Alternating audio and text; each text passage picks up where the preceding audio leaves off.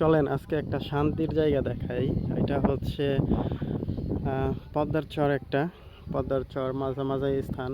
এটা হচ্ছে যে পদ্মা নদীর হচ্ছে শাখা নদী একটা, মানে শাখা বের হয়েছে পদ্মা নদী থেকে, মূল নদী যেটা সেটা থেকে।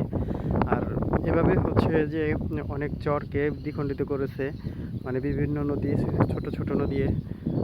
তেমনি একটা চরের মাঝখানে একটা শান্তির জায়গা আপনাদের দেখাই, দেখেন।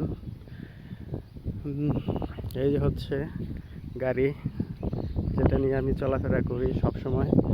আর হচ্ছে এই যে দেখেন একটা শান্তির জায়গা কোথায়। শান্তির জায়গাটা হচ্ছে গাছের চূড়ায়, দেখছেন।